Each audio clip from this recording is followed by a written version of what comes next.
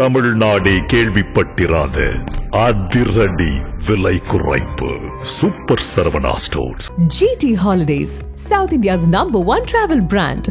You know you are special when you're with GT Holidays.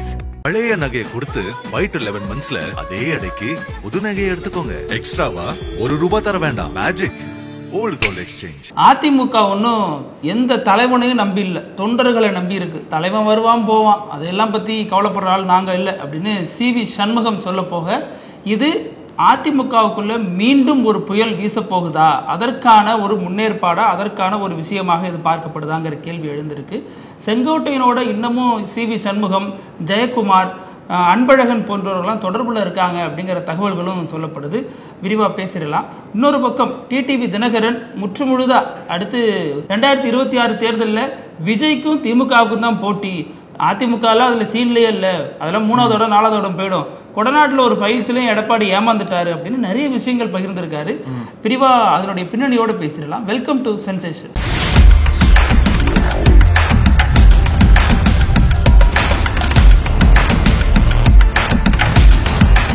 வணக்கம் பிருத்திவி. வணக்கம் அழகு. இந்த அதிமுகவுக்குள்ள என்னதான் நடக்குதுன்னு தெரியல.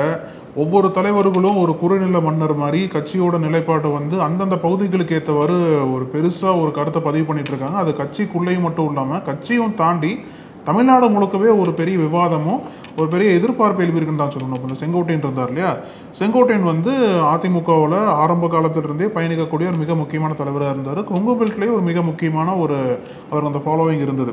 இப்போ சமீபத்தில் செங்கோட்டையனை எடப்பாடி பழனிசாமி கட்சியிலிருந்து நீக்கினார். அந்த நீக்கத்தை செங்கோட்டையன் எதிர்பார்த்து தான் OPS-ஓட சேர்ந்து கேரவனில் பயணித்தார். அங்கேயே பிரச்சாரம்லாம் தொடங்கப்பட்டதாக பேசப்பட்டது. ஆனால் இப்போ என்னதான் எடப்பாடி பழனிசாமி நீக்கினாலும் பொதுவாக நீக்க பண்ணதுக்கப்புறம் என்ன சொல்லுவாங்க, கட்சி தலைமையிலிருந்து அவர்கிட்ட யாரும் பேச வேண்டாம், அந்த எந்த தொடர்பு வச்சுக்காதுன்னு சொல்லிட்டு ஒரு அறிவுறுத்தல் கொடுப்பாங்கல்ல. ஆனால் அந்த அறிவுறுத்தலுக்கு மீறி 2ஆம் கட்ட அதிமுக தலைவர்கள்லாம் செங்கோட்டையன் இடத்துல மீண்டும் பேச்சுவார்த்தை பண்ணி கட்சியில கொண்டு வரதுக்கான முயற்சிகள் எடுத்துட்டு இருக்காங்க. செங்கோட்டையனுக்கே தெரியும் நீக்கிட்டாங்க, என்னதான் மீண்டும் நம்ம அடுத்த ஆண்டு நடக்கக்கூடிய தேர்தலில் நிச்சயமா எடப்பாடி பழனிசாமி சீட் கொடுக்க மாட்டாரு, இவ்வளவு அசிங்கப்பட்டதுக்கு அப்புறம் கட்சியில் இருக்கணுமான்னு சொல்லிட்டு தான் தைரியமா OPS-ஐ பார்த்தாரு, நீக்கிட்டாங்க. இருந்தாலும் எந்த தைரியத்துல 2ஆம் கட்ட தலைவர்கள் எடப்பாடி பழனிசாமி நீக்கினதுக்கு அப்புறமும் அவரோட பேச்சுவார்த்தை நடத்தி மீண்டும் கட்சிக்கு கொண்டு வந்துடலாம் அப்படின்னு நம்பிக்கையோட எப்படி செயல்படுறாங்கன்னு தெரியல. இப்போ இதுல செங்கோட்டையனே சொல்றாரு, என் கூட அதிமுகவில இருந்து பேசிட்டு இருக்காங்க அப்படின்னு. செங்கோட்டையனோட ஸ்டேட்மெண்ட் தான் அது. அதற்கப்புறம் பின்னணிகளை விசாரிக்கும் பொழுது ஜெயக்குமாருக்கு இன்னமும் அந்த மன ரணம் இருக்கு. ஏன்னா பாஜகவோட கூட்டணி இல்லாமல் இருந்தால் நான் ஜெயிச்சிருப்பேனே, கரெக்டாக இந்த டைம்ல மறுபடியும் பாஜகவோட கூட்டணி போட்டிங்களே, நான் தொகுதி மாற்றலாமா அப்படிங்கிற யோசனை இல்லாமல் அவருக்கு வந்திருக்கு. ஏன்னா ராயப்பேட்டையில் இஸ்லாமியர்கள் பெரும்பான்மையாக வாழக்கூடிய தொகுதி. ஜெயக்குமாரை நீங்கள் எப்படி புரிஞ்சுக்கணும் அப்படின்னா, களத்தில் இருக்கக்கூடிய நபர். இந்த களத்தில் எது நடந்தாலும், தொகுதியில் எது நடந்தாலும் போயிடுவார், மக்களோட மக்களாக இருக்கக்கூடியவர். அரசியல் ரீதியாக 1000 விமர்சனம் இருக்கலாம், ஆனால் அவரை பொறுத்த வரைக்கும் அதிமுகவில் சென்னையில் ஒரு முக்கியமான ஒரு ராயபுரத்தை அவரது கோட்டையை தான் வச்சிருந்தார். ஸோ அதையே உடச்சு விட்டாங்க, கோட்டையை சரிச்சு விட்டாங்க. அதற்கு காரணம் பிஜேபி தான், வேஸ்ட் லக்கேஜ் நிறைய பேசிட்டாரு. அவருக்கு அந்த கோபம் இருக்கு. அதே மாதிரி CV சண்முகமும் இந்த மாதிரியான விஷயங்கள் பேசினவர் தான். கடந்த காலங்களில் பாஜகவுக்கு எதிரான நிலைப்பாடு ரொம்ப கூர்மையாக எடுத்து வச்சவர் தான் CV சண்முகமும். அன்பழகன் அது மாதிரி அந்த 5 தலைவர்கள் போயிட்டு எடப்பாடியை பார்த்தாங்க, கட்சி ஒருங்கிணைன்னு சொன்னாங்க இல்லையா, அதுல அன்பழகனும் இருந்தவர் தான். அதே மாதிரி நீங்க தங்கமணி எடுத்துக்கிட்டீங்கன்னா, சமீப நாட்களாக எடப்பாடிக்கும் தங்கமணிக்கும் இடையிலான டேர்ம்ஸ் அண்ட் கண்டிஷன் சரியில்லை, பொருந்தி போகல, அவர் போற பிரச்சாரத்துக்கு அவர் வரமாட்டேங்கிறாரு, அவர் கேட்டா நான் கட்சி விட்டு விலகலாம் இல்ல, எப்பவுமே அதிமுக காரன் தான், ஆபரேஷன் பண்ணிருந்தேன் அப்படின்னா தங்கமணி தரப்புல நிறைய விளக்கங்கள் கொடுக்கப்பட்டாலும் இப்போ இவங்க எல்லாருமே எடப்பாடிக்கு எதிராக இருக்காங்க அப்படிங்கிற ஒரு விஷயம் பேசப்படுது. அது மட்டும் இல்லாம இவங்க எல்லாருமே செங்கோட்டையனோட ஒரு டச்ல இருக்காங்க அப்படின்னு சொல்றாங்க. அது டக்குன்னு அறுத்தெறிகிற ஒரு உறவு கிடையாது. இவர் OPS மாதிரி ரொம்ப பகச்சுக்கிட்டுலாம் வெளியேறல. கடைசி வரைக்கும் என்ன சொல்றாரு செங்கோட்டையன், ஒருங்கிணைனுங்கிறாரு. அந்த நிலைப்பாட்டுல அந்த புள்ளியில இருந்தவங்க தான் செங்கோட்டையனா இருக்கட்டும், ஜெயக்குமாரா இருக்கட்டும். ஜெயக்குமார் சசிகலா அண்ட் டீமை பிடிக்காத ஒழிஞ்சு OPS மீதான அவ்வளவு பெரிய விரக்தியெல்லாம் அவருக்கு இல்ல. அப்புறம் ஒரு தலைமை கழகத்தை அடிச்ச உடனே ஜெயக்குமார் போன்றவர்கள் அது எதிர்ப்பு தெரிவிச்சுதான் ஆகணும், அதுக்கு எதிர்ப்பு தெரிவிச்சாங்க. ஆனாலும் இந்த ஒரு புள்ளி, அது மட்டும் இல்லாம எம்ஜிஆர் தொடங்கினதுல இருந்து கூடவே இருந்தவர் செங்கோட்டையன். பல முக்கியமான கட்சியினுடைய காலகட்டங்களில் கூடவே பயணித்தவர் அவர். ஸோ அவருடனான உறவெல்லாம் அவளை எளிதில் அறுத்துக்க முடியாது. அதே நேரம் அவங்களுக்கு இருக்கக்கூடிய மன வலிய, மன வேதனையை இந்த எலெக்ஷன்லயும் பிஜேபியோட நிக்கிறோமே, எடப்பாடி நம்ம சொல்றது கேட்க மாட்டாங்கிறாரு, அது மாதிரியான விஷயங்களை செங்கோட்டையன்ட்ட பேசிட்டு இருக்காங்க அப்படிங்கிற தகவல்கள்லாம் சொல்லப்படுது. இதுல செல்லூர் ராஜு இப்ப என்ன சொல்லியிருக்காரு அப்படின்னா, ஏற்கனவே எடப்பாடி பழனிசாமி விஜயோட கூட்டணி வாங்க, விஜய் கொடி பறக்குது, பிள்ளையார் சொல்லி போட்டாச்சு, ஆர்பி உதயகுமார் எங்க கூட வந்தீங்கன்னா தான் கட்சி இருக்கும், இல்லைன்னா தமிழ்நாட்டுல தாவேக்கரன் இருக்காது அப்படிங்கிற மாதிரி நிறைய பேசினார் இல்லையா. அப்போல்லாம் செல்லூர்ராஜ் என்ன சொன்னார் அப்படின்னா, தமிழ்நாட்டில் நாங்கள் வந்து தொண்டர்கள் நம்பி தான் நாங்கள் இருக்கோம், கட்சி வந்து எங்கள் கட்சி பலமாக இருக்கிற மாதிரி பேசினார். இப்போ அதே செல்லூர்ராஜ் என்ன சொல்றாருன்னா, விஜய் கூட்டணிக்கு வந்துடணும், இல்லைன்னா அவர் படமே தமிழ்நாட்டில் ஓடாது, நிறைய தியேட்டர்களை திமுக தான் வாங்கி வச்சிருக்கு அப்படிங்கிற மாதிரி. இல்லை, இப்போ படத்தை நடிக்க போறது இல்லை, ஒரு படம் தான் இருக்கு அவருக்கு. அப்போ உங்களோட கூட்டணி வந்துட்டீங்க அப்படின்னா நீங்க எப்படி திமுக சொல்லி அவரை காப்பாற்ற போறீங்க? படம் ரிலீஸ் பண்றதுதான பிரச்சனை தமிழ்நாட்டுல. சோ அந்த விஷயத்தையும் அவர் பேசியிருக்காரு. அப்போ இவர் ஒரு ஸ்டாண்ட் எடுத்து பேசிட்டு இருக்காரு. சோ இந்த விஷயத்தெல்லாம் வச்சு பார்க்கும் பொழுது எடப்பாடிக்கு எதிராக இந்த புகைச்சல் இன்னும் அடங்கல. மறுபடியும் முன்னாள் மாஜிக்கள், இரண்டாம் கட்ட தலைவர்கள்லாம் எடப்பாடிக்கு எதிராக ஒரு வாழ் சுழற்ற ஆரம்பிச்சுட்டாங்க. அங்கேயும் மீண்டும் மீண்டும் புகைச்சல் ஏற்பட்டுக்கிட்டே இருக்கு. அவர் இதோட ஒளிஞ்சிடுப்பா, பிரச்சனை இருக்காதுப்பா அப்படின்னு அன்வர் ராஜாவை தூக்கி போட்டாரு. ஓபிஎஸ் எடுக்கிறப்ப அதாவது நம்பினார், ஓபிஎஸ் வெளியேற்றிட்டோம், எதிர்ப்பு குரல்களை நம்ம அடக்கிடலாம் கட்சிக்குள்ள அப்படின்னாரு. கொஞ்ச நாள் செங்கோட்டையன் முளைச்சாரு, அப்புறம் அன்வர் ராஜா, அதுக்கு இடையில மருது அழகராஜ் மாதிரியான ஆட்கள், அப்புறம் நிறைய நிர்வாகிகள், மனோஜ் பாண்டியன் சமீபத்துல, மைத்திரேயன் திடீர்னு போனாரு. இப்படி எதிர்ப்புகள் வந்துகிட்டே இருக்கு. என்ன பண்றதுன்னு தெரியாம எடப்பாடி குழம்பிட்டு இருக்க நேரத்தில் தான் மீண்டும் மீண்டும் எதிர்ப்புகள். அதற்கு ஒரே சொல்யூஷன், எடப்பாடி இந்த தேர்தலில் ஜெயிச்சே ஆகணும். ஜெயிக்காத பொழுது இந்த எதிர்ப்பு இன்னும் அதிகரிக்கும். இப்படி எல்லாரும் நீக்கி எடப்பாடி பழனிசாமி கடைசியா அவரே அவர் நீக்கிடுவாரு அப்படிங்கிற விமர்சனமும் முன்வைக்கப்படுது. இதுல முக்கியமா நம்ம என்ன பார்க்கணும்னா, பத்தி இந்த சி.வி. சண்முகம் கூட சொன்னார்ல, அதாவது தலைவர்களை நம்பி கட்சி இல்லை, தொண்டர்கள் நம்பி தான் கட்சி இருக்கு, தலைவர்கள் வந்து இன்னைக்கு இருப்பாங்க நாளைக்கு இருப்பாங்க அப்படின்ற மாதிரி ஒரு தகவலை பகிர்ந்திருந்தார். ஆனா அதிமுகவோட ஹிஸ்டரியை பொறுத்தளவுக்கு ஒரே தலைவர் தான் நீண்ட நாட்களா இருந்திருக்காங்க. ஜெயலலிதாவாகட்டும், எம்ஜிஆர் ஆகட்டும், எம்ஜிஆருக்கு அப்புறம் ஜெயலலிதாவுக்கு அப்புறம் அவங்க மறைவுக்கு அப்புறம் எடப்பாடி பழனிசாமி கட்சிக்கு வந்திருக்காரு இல்லையா. ஓபிஎஸ் இருந்தாரு, சசிகலா, அப்புறம் எடப்பாடி பழனிசாமி வந்திருக்காரு. அப்ப வந்து என்ன ஒரு மெசேஜை வச்சு சி.வி. சண்முகம் வந்து இப்படி ஒரு கருத்தை பகிர்ந்திருக்காரு அப்படின்ற ஒரு விமர்சனமும் ஒரு விவாதமும் சோசியல் மீடியா முழுக்கவே எழுந்திருக்குன்னு சொல்லலாம். இடையில பெண்கள் குறித்து ஆபாசமா பேசியிருந்தாரு. அதற்கு கட்சி தலைமையிலிருந்து எந்த ஒரு கண்டனமோ மறுப்பறிக்கையோ எதுவுமே வெளியாகல. அது ஒரு பக்கம். இப்ப நீங்க சொன்ன பாயிண்ட் ரொம்ப முக்கியமான பாயிண்ட். அது இன்னொரு முக்கியமான விஷயத்தை இப்ப நம்ம பகிர்ந்தாகணும். அது எல்லா கட்சிகள்லயும் நீண்ட நாட்களா தலைமை இருக்காங்க. திமுக எடுத்தாலும் கூட கலைஞர் நீண்ட நாட்கள் இருந்திருக்காரு, அதுவும் பதிவு பண்ணி ஆகணும். நம்ம அதிமுகலையும் சரி, டக்குன்னுலாம் தலைவர் வந்து பெருசா மாறிடல இது வரைக்கும். நீங்க சொன்ன பாயிண்ட்ல என்ன முக்கியமான விஷயம் அப்படின்னா, கட்சி தொண்டர்களை நம்பி தான் இருக்குங்கிறது உண்மைனாலும் அவங்கள வழிநடத்தக்கூடிய பொறுப்பு தலைமைக்கு தான் இருக்கு. அந்த தலைமையை நம்பி தான் கட்சி இருக்கு. அதுதான் அடிப்படை சாராம்சம். அவர் தொண்டர்களை உற்சாகப்படுத்த தான் அந்த கூட்டத்தில் பேசுறாரு. ஆனா எம்ஜிஆரா இருக்கட்டும், ஜெயலலிதாவா இருக்கட்டும், இவங்க எல்லாருமே கட்சியை கட்டுக்கோப்போட வழிநடத்திட்டு வந்தாங்க. அதுல 1000 விமர்சனங்கள் இருக்கலாம், 1000 பிரச்சனைகள் இருக்கலாம், அனுசரிதனையோட நடந்துக்கிட்டாங்க. ஒரு நிர்வாகி அல்லது ஒரு இரண்டாம் கட்ட தலைவர் நம்மளை எதிர்த்து பேசிட்டாங்கன்னா அந்த நேரத்துக்கு கோவப்பட்டுட்டு மீண்டும் கட்சியில சேர்த்துக்கிறது தான் நடைமுறையா இருந்துச்சு. ஆனா எடப்பாடி பழனிசாமி வேரோடு பிடிங்கி வெளியில வீசிடுறாரு. இப்படி எல்லாரையும் வெள்ள வீசினா கட்சி பலகீனம் அடையதான் செய்யும். அப்போ நேற்று முளைத்த காளான் விஜய் மாதிரியான ஆட்களை விமர்சிக்க தான் செய்வாங்க அப்படின்னு அதிமுகவில் இருக்கக்கூடியவங்களுடைய மன தாங்களா அதுதான் இருக்கு.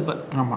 இப்போ இன்னொரு முக்கியமான விஷயம் என்னன்னா, இப்போ நம்ம செங்கோட்டையன் பத்தி பேசிட்டு இருக்கோம் இல்லையா, அதே மாதிரி செங்கோட்டையனோட இப்போ பயணிக்க ஆரம்பிச்சிருக்கக்கூடிய டிடிவி தினகரன், ஓபிஎஸ் எல்லாமே வந்து இப்போ மீண்டும் சேர ஆரம்பிச்சிருக்காங்க. குறிப்பா சொல்லணும் அப்படின்னா டிடிவி தினகரனோட கணக்கு என்னவா இருக்கு அப்படின்னா, ஸ்ட்ராங்கா சொல்றாரு, நாங்க தாவைக்கோட சேர்றதுக்கு வாய்ப்புகள் இருக்கிற மாதிரி தான் தெரியுது அவர் சைட்ல இருந்து.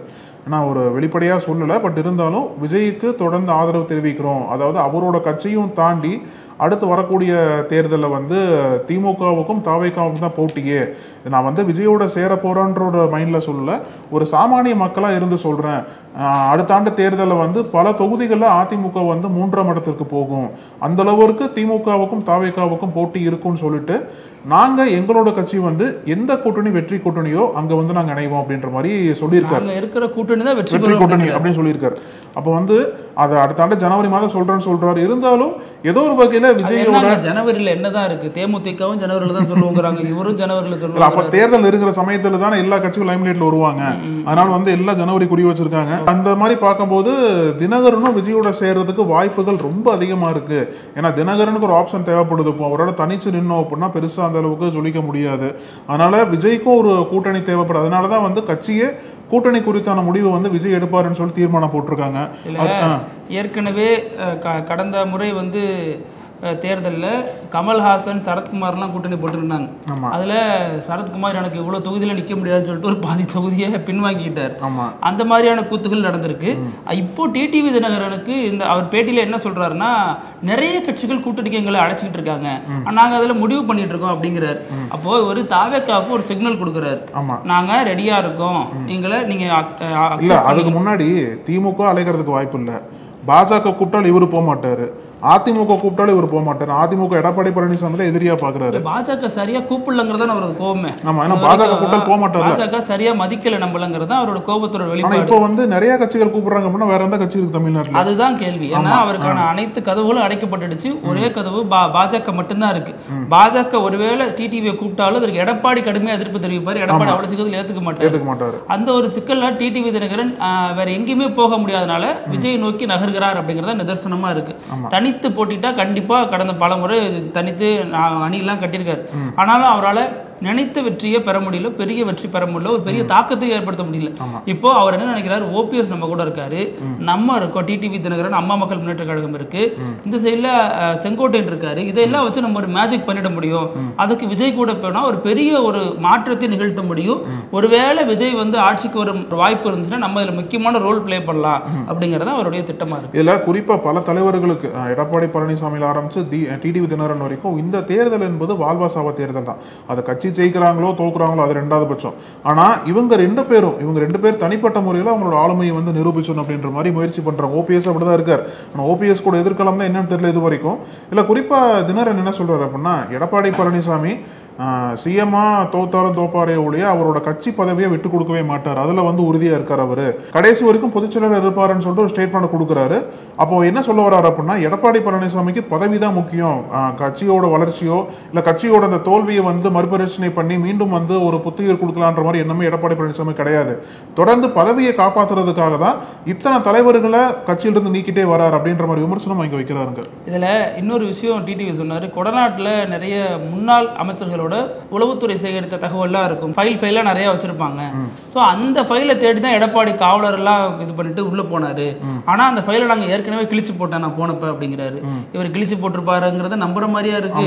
நீங்க போனன்னு சொல்றீங்களே, நீங்க எப்படி போனீங்க? ஆமா, அவர் வந்து அவங்க கட்சி பொதுச் செயலாளர் நெருக்கமா இருந்த காலகட்டத்தில் நான் போயிருக்கேன், கிழிச்சு போட்டிருக்கேன் அப்படிங்கிறாரு.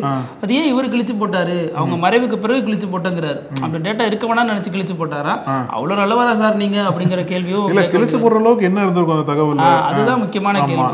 ஏன்னா ஒவ்வொருத்தவங்களை பத்தின தனிப்பட்ட தகவல்கள் அதுல சேகரிக்கப்பட்டிருக்கு.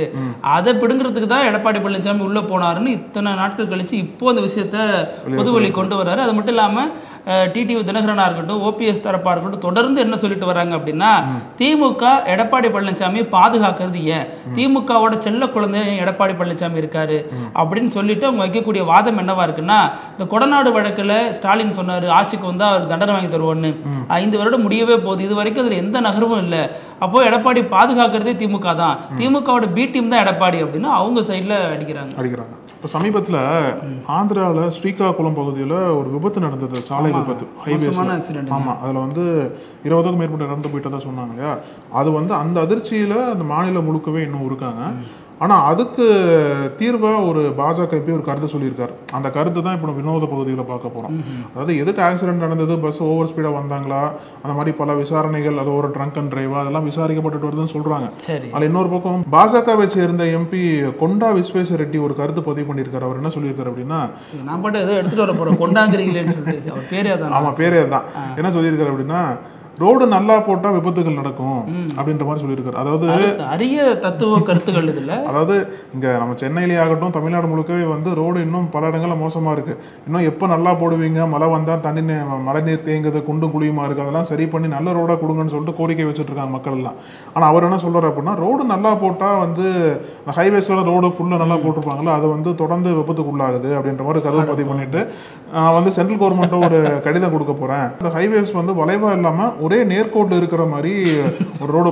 ஊருக்கு போறதெல்லாம் எப்படி போவீங்க? நேர்கோட்டுல எப்படி போறது? ஒரே நேர்கோட்டு இருந்தா கீழே இறங்க முடியாது. மெயின் அமைப்பே வளைச்சு போறதால தானே போற இடத்துக்கு போக முடியும். ரன்மை போட சொல்றாரான்னு தெரியல. இல்ல அது பிளைட்ட பைண்ட்ல வச்சே பேசிட்டு இருக்காரு. ரோடு நல்லா இருக்கிறதுனால ஸ்பீடா போறாங்க, ஆக்சிடென்ட் நடக்குதுன்னு அவர் சொல்ற கணக்கிலே வச்சுக்கிட்டாலும் ரோடு நல்லா இல்லாததுனால எவ்வளவு ஆக்சிடென்ட் நடக்குது. நீங்க அதையும் தானே கவனத்துல எடுத்துட்டு பேசணும். எப்படிங்க ஒரு எம்பியா, அதுவும் ஆளுங்கட்சியில பிஜேபியில ஒரு எம்பியா இருக்கீங்க, இப்படிப்பட்ட அரிய கருத்துக்களை சொல்லிட்டு போயிட்டே இருக்கீங்களே தலைவரே. ஃளைட்லயே போவார் போல. அது ரோடு வளைவா இருக்க கூடாதுன்னு பாருங்க. அங்க எனக்கு ரொம்ப பிடிச்சு போச்சு அவரை. இன்னைக்கு நம்ம நிறைய முக்கியமான விஷயங்கள் பத்தி பேசணும். தொடர்ந்து பேசலாம். நன்றி. நன்றி. நக்கீரன் டிவிக்கு சப்ஸ்கிரைப் செய்யுங்கள். உங்கள் ஆதரவே எங்கள் பலம். ஆசிரியர்களுக்கு நண்பனாகவும் மாணவர்களுக்கு ஆசானாகவும் திகழும் தேர்வு வழிகாட்டி. ஒவ்வொரு பாடத்திற்கும் அனுபவமிக்க ஆசிரியர்களின் துல்லியமான தெளிவான விடைகள். CNC இருக்கு, தேர்வு பயம் எதற்கு? இது தீரன் பப்ளிஷிங் ஹவுஸ் விற்பனை வெளியீடு.